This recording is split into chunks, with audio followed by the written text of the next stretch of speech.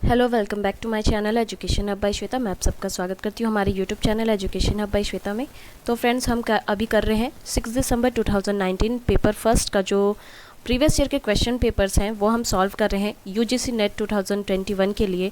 ठीक है, UGC net JRF परीक्षा दिसंबर 2019 और 6 दिसंबर का ये पेपर है शिफ्ट 1 का। ठीक है, ये हम सॉल्व कर रहे हैं। तो हमने इसका पूरा अभी तक 36 क्वेश्चन हमने सॉल्व कर चुके हैं अब तक इसमें से। तो हम अभी आज हम 37 नंबर क्वेश्चन से करने जा रहे हैं। तो चलिए देखते हैं। तो ये हमारा 37 नंबर क्वेश्चन। ठीक है, यूनिट हमारा आ जाएगा आईसीटी का यूनिट हमारा आ जाएगा, सूचना एवं संचार प्रौद्योगिकी से रिलेटेड हमारा जो यूनिट है वो हमारा आ जाएगा। तो देखिए, क्वेश्चन नंबर 37 आपका दिया हुआ है। ये क्लास हमारा रिकॉर्डेड है, लाइव वीडियो मैं नहीं कर पाऊँगी बिकॉज मेरा गला अभी तक ठीक नहीं हुआ है। तो मैं अभी सोच रही हूँ फ़िलहाल जब तक मेरा गला ठीक नहीं होता है तब तक मैं रिकॉर्डेड वीडियो ही आप लोगों के लिए प्रोवाइड कराऊँगी। तो आप लोग ज़रूर इसी से काम चलाइए। अभी लाइव हम करेंगे, मैं जैसे ही मैं ठीक होती हूँ हम लाइव क्लासेस भी करना स्टार्ट करेंगे। पर तब तक क्या आप क्या करिए, रिकॉर्डेड वीडियो ही आप देखिए। इसमें भी आपको वही बेनिफिट मिलेगा जो आपको लाइव क्लासेस में मिलती है। आप अपना आंसर ज़रूर कमेंट कीजिएगा, आपको जो भी आंसर आपको पता होगा आप ज़रूर कमेंट कीजिएगा। ठीक है, फिर आप ज़रूर मिलाइए इसमें से कि आपका आंसर सही हुआ कि नहीं हुआ। ठीक है, बाकी सारे डिटेल्स तो मैं वीडियो के रिलेटेड आपको बताऊंगी ही। क्वेश्चन से रिलेटेड जो भी क्वेश्चन के जो डिटेल्स होंगे वो मैं आपको प्रोवाइड कराऊंगी। तो देखिए यहाँ पे क्या बोल रहा है, उस विकल्प को चुनें जिसमें इंटरनेट पर ध्वनि फाइलों के वितरण के लिए उपयुक्त फॉर्मेट की फाइलें होती हैं। ठीक है, और आपके ऑप्शन देखिए दिया हुआ है WMV, MP4, WA, MP3। B आपका दिया हुआ है AVI, MIDI, WAV, MP3। और सी आपका दिया हुआ है AVI, MOV, WMV और MP3। डी आपका दिया हुआ है MIDI, WAB, WMA और MP3। ठीक है, तो इसमें से आपको राइट आंसर सेलेक्ट करना है। तो सेलेक्ट करके बताइए क्या हो जाएगा आपका राइट आंसर। मैं आपको थोड़ा सा टाइम दे रही हूँ यहाँ पे।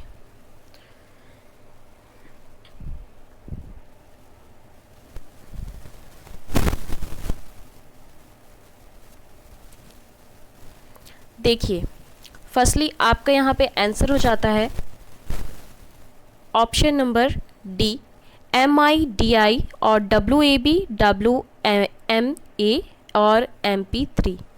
अब देखिए जो आपका यहाँ पे दिया हुआ है ध्वनि फाइल, तो ध्वनि फाइलों का जो फॉर्मेट और डिजिटाइज जो साउंड के द्वारा बीट्स और बाइट्स को एक डेटा फाइल में ऑर्गेनाइज करने का बहुचर्चित तरीका है।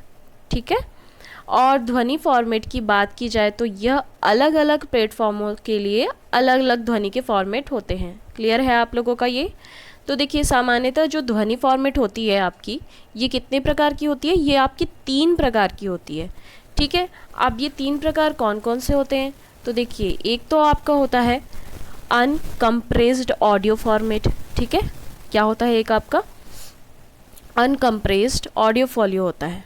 ठीक है, अब अनकम्प्रेस्ड ऑडियो फोलियो ये आपका इसमें क्या होता है, ये ध्वनि की फाइल होती है जिसमें आपका PCM पल्स कोड मॉड्यूलेशन जैसे CDS और क्या होते हैं, DVDs होते हैं, CDs और DVDs होते हैं।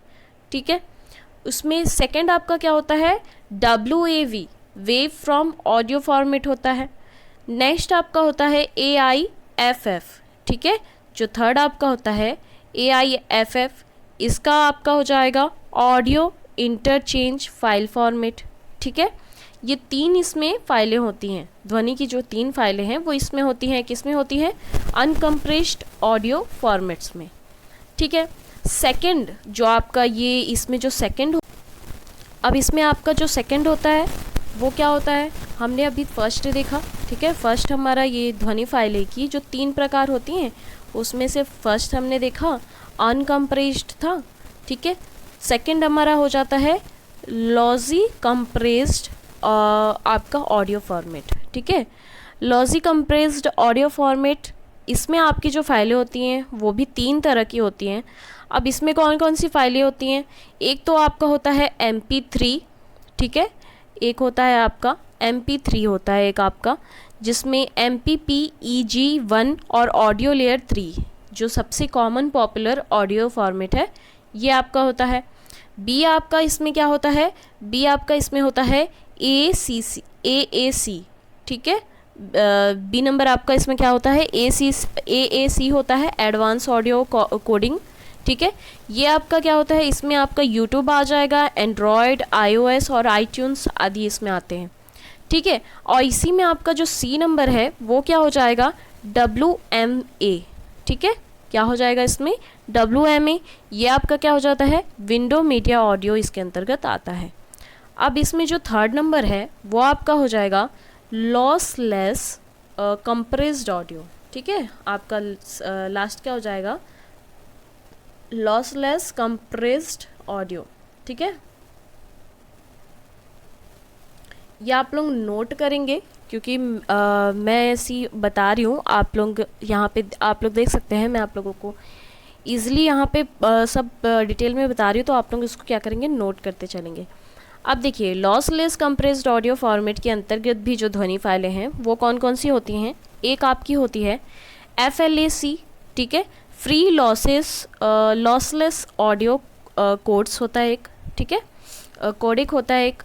सेकंड आपका होता है ALAC, ठीक है, एप्पल लॉसलेस ऑडियो कोडेक।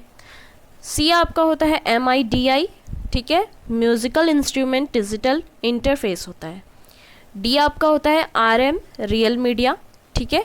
और आपका जो ई होता है ASP एडवांस स्ट्रीमिंग फॉर्मेट, ठीक है। इसके अंतर्गत आपके कितने आ जाते हैं, इसके अंतर्गत आपके 5 फाइल आ जाते हैं, ठीक है। क्लियर है ये, तो आप लोग समझ गए होंगे। तो नेक्स्ट देखेंगे, देखिए नेक्स्ट क्वेश्चन हमारा आ जाएगा 38 नंबर क्वेश्चन, ठीक है। 38 नंबर क्वेश्चन में आपका क्या दिया हुआ है, निम्नलिखित में से कौन सा कथन सही है यह आपको बताना है। ऑप्शन आपके दिए हुए हैं, ऑप्शन नंबर ए है आपका, द्विआधारी संख्या में निरूपित अविभाज्य संख्या 0011 01 00 1 01011 P, और इसके आगे का क्रम आपको बताना है, ठीक है, कि क्रम में अगली अविभाज्य संख्या P 01101 के रूप में निरूपित होगी। तो एंड बी आपका ऑप्शन दिया हुआ है, अष्टक एक द्विआधारी संख्या होती है जिसमें पूरे 8 अंक होते हैं, ठीक है। ये आपको बताया है, इसमें से अब नीचे क्या बोल रहा है, आपका सही विकल्प चुनना है आपको और राइट आंसर बताना है। तो बताइए इसमें से राइट आंसर क्या हो जाएगा, थोड़ा सा समय है आप लोगों के पास, आप लोग बताइए क्या हो जाएगा इसका आंसर।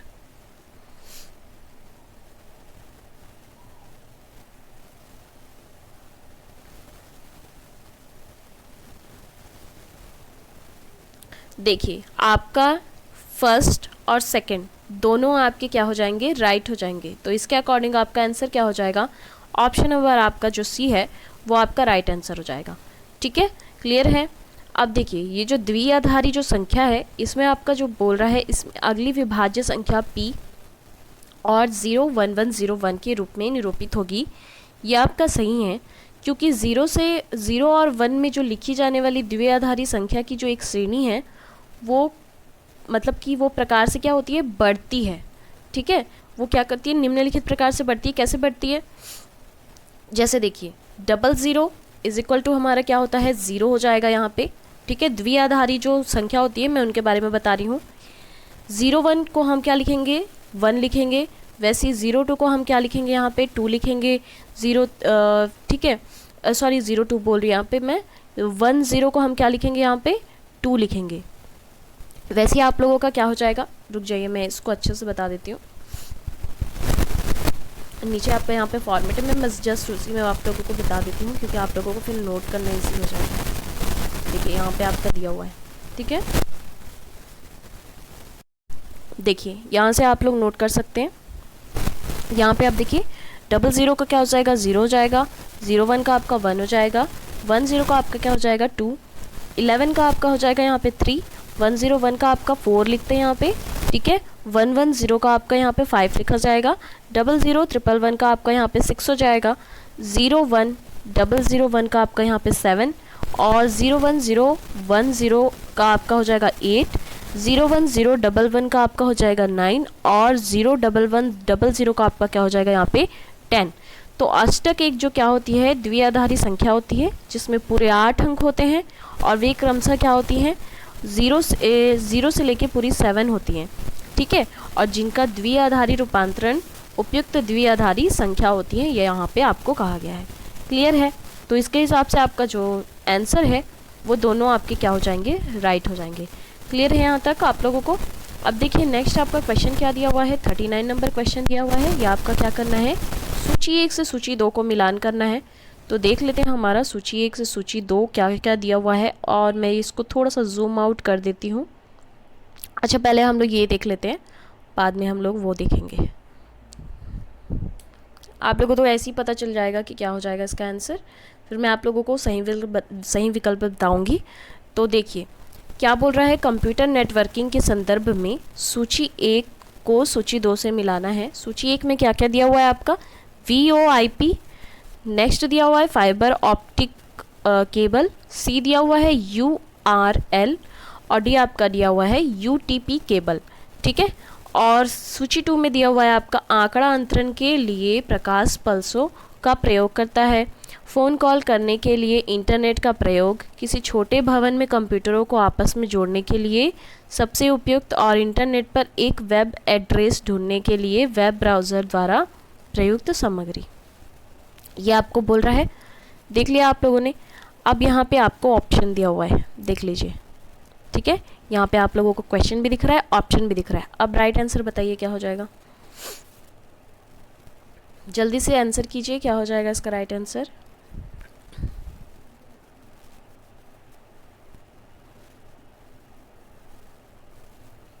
देखिए आपका जो फर्स्ट दिया हुआ है, मैं यहाँ से बता रही हूँ, ए का आपका हो जाएगा 2 नंबर, मतलब कि फ़ोन कॉल करने के लिए इंटरनेट का प्रयोग, जो VoIP होता है उससे आपका क्या हो जाएगा, फ़ोन कॉल करने के लिए इंटरनेट का प्रयोग। नेक्स्ट आपका बी नंबर दिया हुआ है, तो बी नंबर का आपका हो जाएगा आंकड़ा अंतरण के लिए प्रकाश पल्सों का प्रयोग करता है, ठीक है, फाइबर ऑप्टिक केबल जो है। नेक्स्ट आपका दिया हुआ है, तो इसका हो जाएगा URL, ये क्या होता है, इंटरनेट पर एक जो वेब एड्रेस ढूंढने के लिए वेब ब्राउज़र द्वारा प्रयुक्त सामग्री होती है।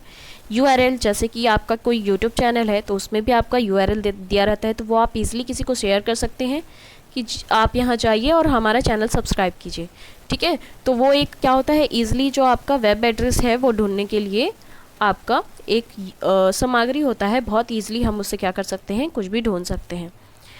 UTP केबल, इसका आपका हो जाएगा किसी छोटे भवन में कंप्यूटर को आपस में जोड़ने के लिए सबसे उपयुक्त। क्लियर है? इतना आप लोगों को समझ में आ गया? तो इसके अकॉर्डिंग आपका आंसर क्या हो जाएगा, देखिए हमने क्या टिक किया, हमने टिक किया यहाँ पे 2, 1, 4 और 3। तो देख लीजिए 2, 1, 4, 3 कहाँ दे रहा है, फर्स्ट में तो दिया नहीं है, सेकंड में दिया हुआ है 2, 1, 4, 3 जी। तो हमारा राइट आंसर क्या हो जाएगा, ऑप्शन नंबर बी। क्लियर है? चलिए नेक्स्ट देखते हैं। नेक्स्ट हमारा क्वेश्चन क्या हो जाएगा, क्वेश्चन नंबर 40 देखिए हमारा हो जाएगा नेक्स्ट। क्या दिया हुआ है क्वेश्चन नंबर 40 में, निम्नलिखित में से कौन संचार प्रौद्योगिकी सिर्फ असमकालिक संचार का उपयोग करती है। ऑप्शन है आपके वीडियो कॉन्फ्रेंसिंग, ईमेल, मंच, तक्षण और संदेश। सही विकल्प आपको चुनने के लिए बोल रहा है, ऑप्शन है आपके, देखिए तो बताइए इसमें से आपका सही विकल्प क्या हो जाएगा।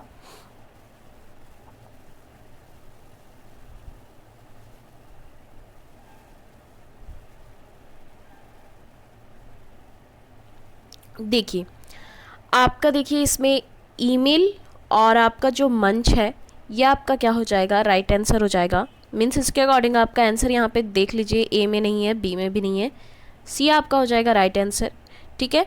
जो आपका ईमेल अर्थात जो इलेक्ट्रॉनिक मेल होता है, तथा मंच एक ऐसी जो संचार प्रौद्योगिकी है जो सिर्फ क्या होती है, असमकालिक संचार का उपयोग करती है। क्लियर है? चलिए नेक्स्ट देखते हैं। नेक्स्ट क्वेश्चन है आपका,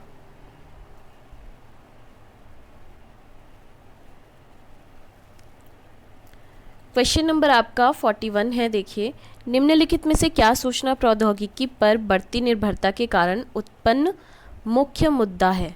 ठीक है, बोल रहा है निम्नलिखित में से क्या सूचना प्रौद्योगिकी पर बढ़ती निर्भरता के कारण उपयुक्त मुख्य मुद्दा है, यह आपको बताना है।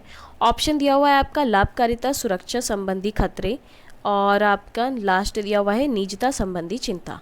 ठीक है, सही विकल्प चुनिए और बताइए क्या हो जाएगा।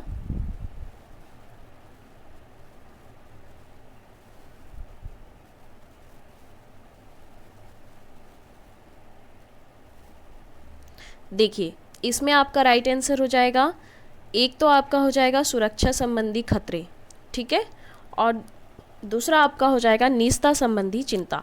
ठीक है, मतलब इसके अकॉर्डिंग आपका आंसर क्या हो जाएगा, ऑप्शन नंबर सी आपका राइट आंसर हो जाएगा। ठीक है, जो आपका सुरक्षा संबंधी खतरे और निजता संबंधी चिंता है वो एक ऐसे मुख्य मुद्दे हैं जो सूचना प्रौद्योगिकी पर बढ़ती निर्भरता के कारण उत्पन्न हो रहे हैं। अब देखिए, वर्तमान समय में जो सूचना प्रौद्योगिकी पर इतनी निर्भरता बढ़ गई है कि इसके बिना किसी भी काम को सरलतापूर्वक से संपन्न नहीं किया जा सकता है। वर्तमान समय में होने वाले जो साइबर क्राइम है, डाटा की चोरी, निजी सूचनाओं की गोपनीयता का जो भंग होना इत्यादि जो है वो सभी क्या है, सूचना व संचार प्रौद्योगिकी पर अत्यधिक निर्भर होने का कारण हो रहा है। ठीक है, आप लोग समझ ही गए होंगे ये। तो चलिए नेक्स्ट देखते हैं, नेक्स्ट क्वेश्चन क्या है हमारा। नेक्स्ट हम आ जाते हैं क्वेश्चन नंबर 42 में हम आ गए। ये हमारा कौन सा क्वेश्चन यहाँ से स्टार्ट हो रहा है, लोक विकास और पर्यावरण, आपका इन्वायरमेंट एंड इकोलॉजी के क्वेश्चन यहाँ से स्टार्ट हो रहे हैं। तो देखिए क्या दिया हुआ है क्वेश्चन आपका, शुद्ध जल प्रणालियों में ऑक्सीजन की मांग करने वाले अपशिष्ट के मुख्य स्रोत कौन कौन से हैं। ऑप्शन है आपका कृषि अपशिष्ट, खाद्य प्रसंस्करण, अयस्क खनन, मल जल बहिस्त्राव, भूमि भराव स्थल। ठीक है, ये आपका दिया हुआ है। अब इसमें से आपको राइट आंसर बताना है, तो जल्दी से बताइए इसमें राइट आंसर क्या हो जाएगा।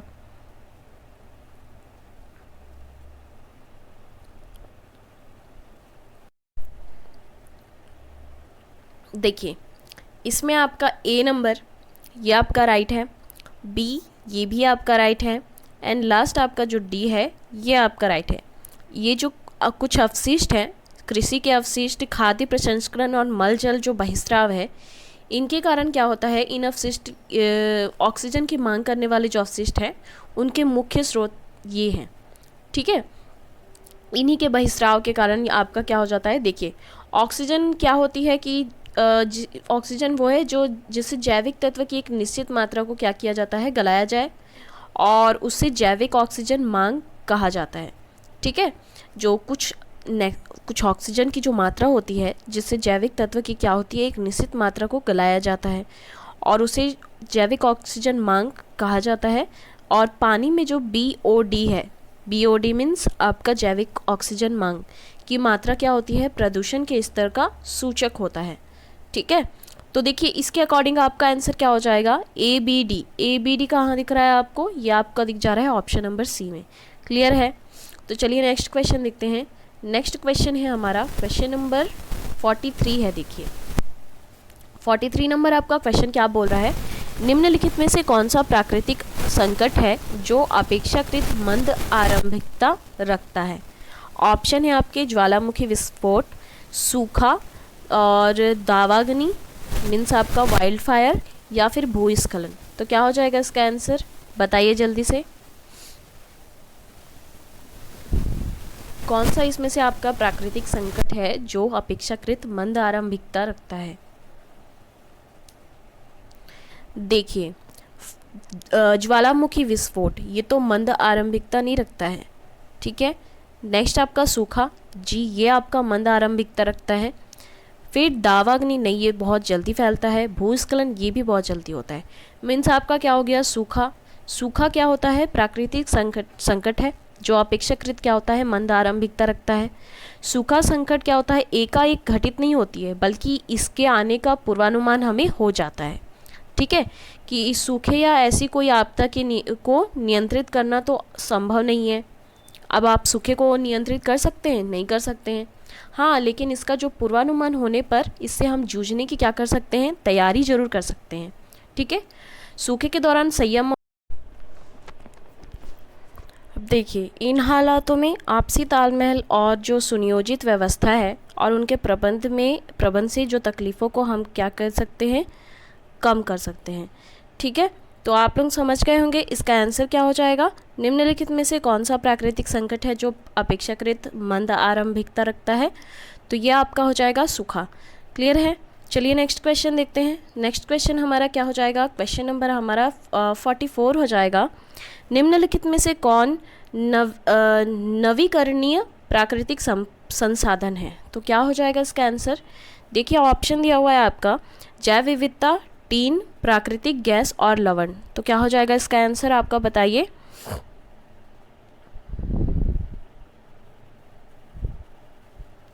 देखिए सबसे पहले तो आपका जो नवीनीकरणीय संसाधन होते हैं वो क्या होते हैं, ऐसे संसाधन जो पुनः उत्पन्न होने या जल्दी से नवीनीकरणीय करने की क्षमता या सामर्थ्य रखते हैं, उन्हें हम क्या करते हैं, उन्हें हम क्या कहते हैं, नवीनीकरणीय प्राकृतिक संसाधन कहते हैं। ठीक है, सॉरी, संसाधन कहते हैं। अब जैसे कि आपके सूर्य, पवन ऊर्जा, पानी, मिट्टी, जल, ये जो सब क्या होते हैं, भूतापीय ऊर्जा, जैव विविधता इत्यादि जो क्या होते हैं, ये सारे क्या होते हैं, आपके नवीनीकरणीय आपके कुछ संसाधन होते हैं। अब देखिए कुछ नवीनीकरणीय संसाधन क्या होते हैं, असावधानी पूर्वक प्रयोग करने के कारण क्या हो जाते हैं, नष्ट हो जाते हैं। ठीक है, अब देखिए मैंने अभी आप लोगों को बता दिया कि नवीनीकरणीय संसाधनों के अंतर्गत क्या क्या आता है, तो आप लोग इजीली इसमें से बता सकते हैं कि आंसर क्या हो जाएगा। ठीक है, अब देखिए जो आपका क्या होता है, अनवीनीकरणीय संसाधन, हमने बात की अभी नवीनीकरणीय संसाधन। अब जो अनवीनीकरणीय संसाधन होते हैं वो क्या होते हैं, वो प्रकृति में जो सीमित मात्रा में होते हैं। ठीक है, और उनके नवीकरण में जो हजारों वर्ष लग जाते हैं।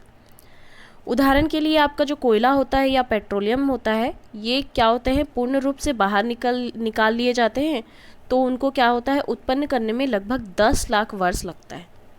समझ में आया आप लोगों को। तो चलिए इसमें इसका आंसर बताइए क्या हो जाएगा।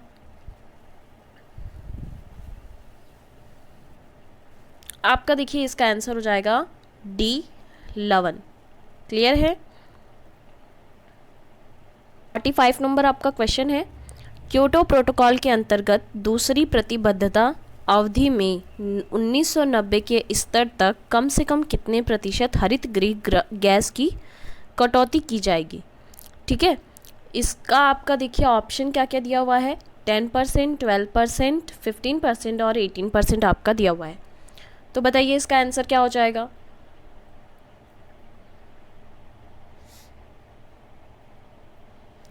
देखिए आपकी जो ये क्योटो प्रोटोकॉल, इसके बारे में आप लोग कुछ थोड़ा सा बताना चाहेंगे तो बता सकते हैं कमेंट सेक्शन में। क्या हो जाता है, आपका क्योटो प्रोटोकॉल है वो संयुक्त राष्ट्र के पर्यावरण बदलाव पर एक अंतर्राष्ट्रीय संधि है, ये सबको पता होगा। इससे रिलेटेड हम एक क्वेश्चन कर चुके हैं। अब देखिए इस संधि पर जो दिसंबर, ठीक है, आपका जो दिसंबर 1997 है, उसमें आपका जो क्योटो सम्मेलन के दौरान हस्ताक्षर किए गए थे, और यह एक जो क्या है, कानूनी और बाध्यकारी जो है संधि है। ठीक है, अब देखिए इसके तहत संधि में जो शामिल सभी 38 विकसित देशों द्वारा सामूहिक रूप से ग्रीन हाउस गैस उत्सर्जन। ठीक है, अब ग्रीन हाउस गैस उत्सर्जन में आपका क्या क्या आ जाता है, कार्बन डाइऑक्साइड, मीथेन,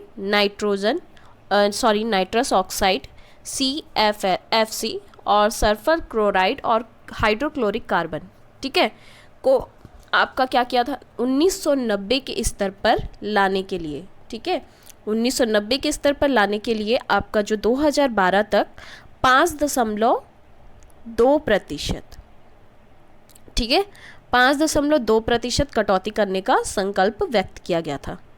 ठीक है, अब देखिए क्योटो प्रोटोकॉल के अंतर्गत जो दूसरी प्रतिबद्धता होती है, जो दूसरी प्रतिबद्धता अवधि है, वो है 1990 के स्तर तक कम से कम 18%, ठीक है, कम से कम 18% हरित गृह गैस की कटौती करना।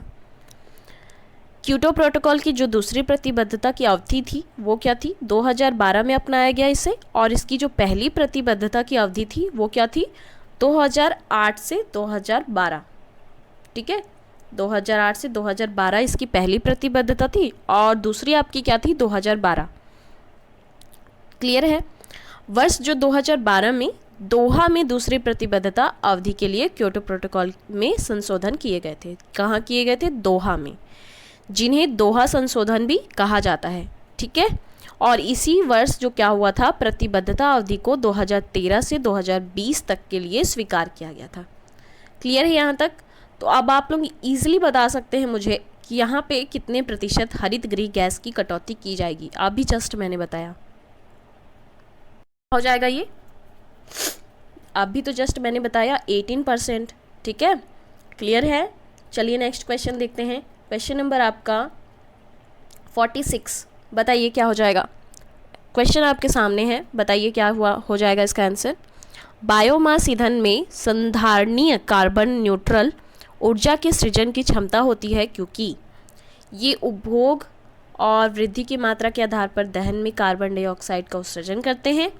ये अपनी वृद्धि के दौरान की गई मात्रा की तुलना में दहन में कम कार्बन डाइऑक्साइड का उत्सर्जन करते हैं।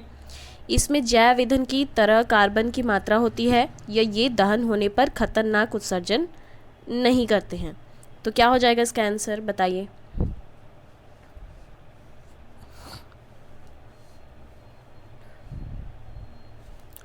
देखिए, बायोमास ईंधन में संधारणीय कार्बन न्यूट्रल ऊर्जा के सृजन की क्षमता होती है क्योंकि ये क्या होती है, उपभोग और वृद्धि की मात्रा के आधार पर दहन में कार्बन डाइऑक्साइड का उत्सर्जन करते हैं।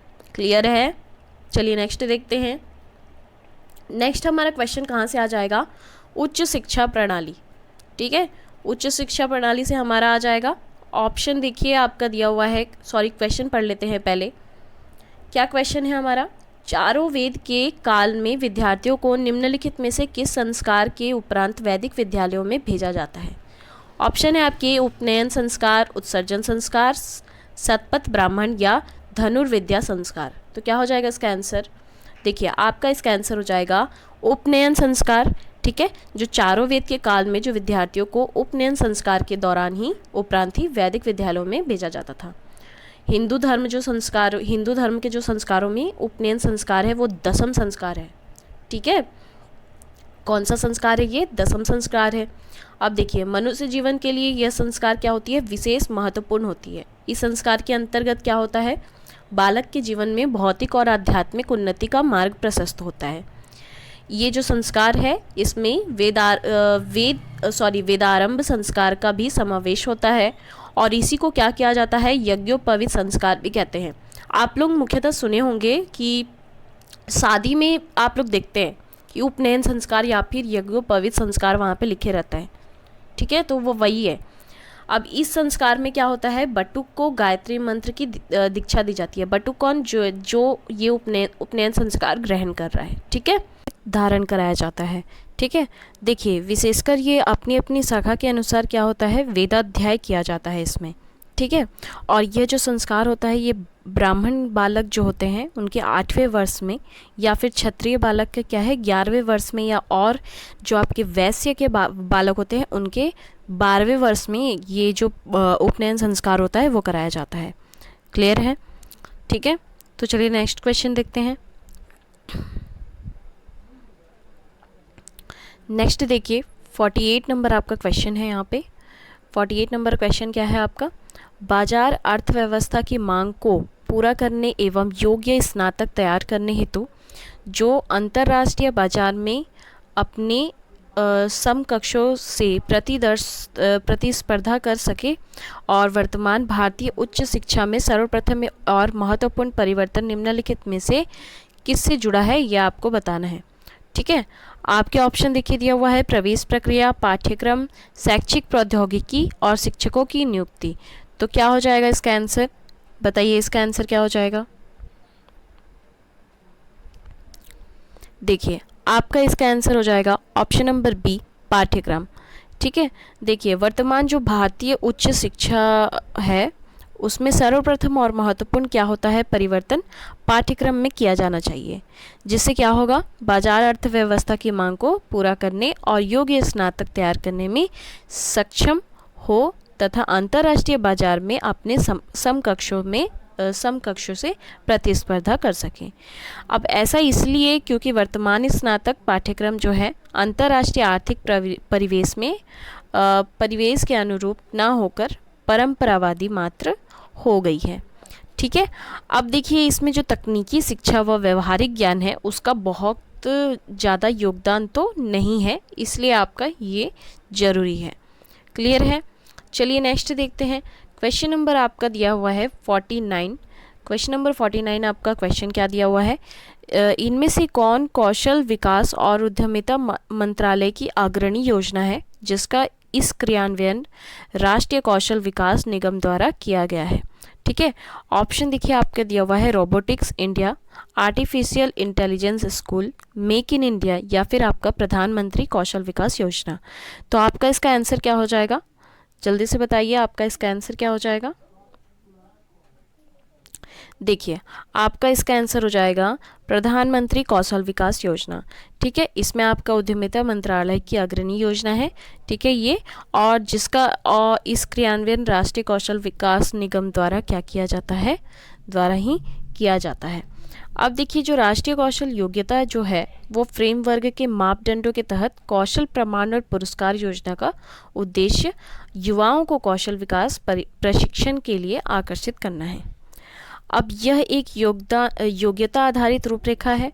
ठीक है, और सरकार और निजी औद्योगिक प्रशिक्षण संस्थाओं के माध्यम से इस योजना को कार्यान्वित किया जाता है। क्लियर है, अब देखिए प्रशिक्षण पाठ्यक्रम में जो बुनियादी कौशल और व्यावसायिक ज्ञान प्रदान करने वाला जो ढांचे को डिज़ाइन किया गया है वो ताकि क्या हो, उच्च गुणवत्ता वाले शिल्पकार तैयार किए जा सकें। अब इस योजना का उद्देश्य क्या है, श्रमिकों को व्यवस्थित तरीके से प्रशिक्षित कर गुणवत्ता और औद्योगिक उत्पादन बढ़ाना है। इस योजना के तहत आपको 5,000 से 1.5 लाख रुपए तक का कर्ज प्रदान करने की भी व्यवस्था की गई है। ठीक है, तो चलिए देखिए आपको ये प्रधानमंत्री कौशल विकास योजना के बारे में इतना कुछ हमने अभी बताया, तो याद रखिएगा, नोट करते हुए चलिएगा, ये सब बहुत ही इंपॉर्टेंट है आप लोगों के लिए। अब देखिए क्वेश्चन नंबर 50 है आपका। ठीक है, ये मैं इसको थोड़ा सा जूम आउट कर देती हूँ या आप लोग पूरा इसको देख पाएंगे। ये देखिए, पहले आप लोग देख लीजिए। देखिए सुमेलित करना है, क्या है यहाँ पे, अध्ययन कौशल को उससे संबंधित प्रभावी अधिगम प्रविधि के साथ सुमेलित करना है। अब देखिए अध्ययन कौशल आपका क्या क्या दिया हुआ है, विस्तारक परीक्षा, और सेकंड है आपका अभ्यास शिक्षण, थर्ड है आपका आत्म प्रकाशन, और डी है आपका अंतर संबंधी व्यवहार। ठीक है, और अधिगम प्रविधि दिया हुआ है आपका, क्या क्या दिया हुआ है अधिगम प्रविधि आपका दिया हुआ है, एक अध्ययन के समय विभिन्न प्रकार की समस्याओं को साथ में मिलाना, पाठ के एक हिस्से या उदाहरण हम समस्या जो आप के लिए उपयोगी है के बारे में बताना।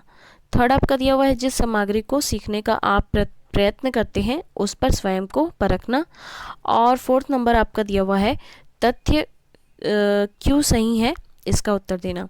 तो सुमेलित करना है आपको, तो बताइए आपका आंसर क्या हो जाएगा। मैं इसको थोड़ा सा ऐसे ऊपर कर देती हूँ, ये देखिए। ठीक है, ये आपका है, चलिए बताइए क्या हो जाएगा इसका आंसर।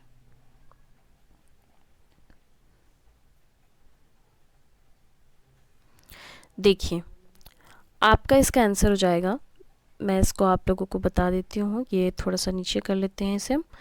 ठीक है, फर्स्ट आपका दिया हुआ है विस्तारक परीक्षा, तो ये आपका हो जाएगा तथ्य क्यों सही है और इसका उत्तर देना। ठीक है, इसका ये हो जाएगा।